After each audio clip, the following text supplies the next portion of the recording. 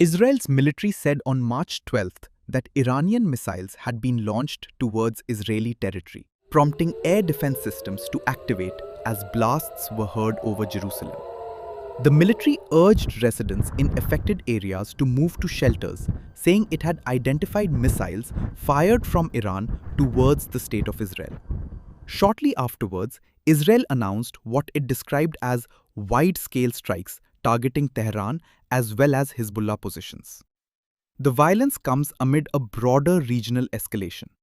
Lebanon's health ministry said an Israeli strike hit Beirut's Ramlet al-Baida seafront in the early hours of Thursday. In a statement, the ministry said at least 8 people were killed and around 21 others were wounded. Emergency personnel and police were seen inspecting the site, as footage from the area showed widespread damage and debris scattered along the seafront. Officials said the strike hit a beachside area where some displaced people had been sleeping in the open after being forced from their homes by the escalating conflict. The attack came just hours after another Israeli strike targeted an apartment block in central Beirut, widening Israeli operations in the Lebanese capital beyond the Hezbollah-controlled southern suburbs, where heavy bombardment has continued. Multiple explosions were also reported across Beirut's southern outskirts in the early hours of Thursday, with blasts visible from the nearby district of Babda.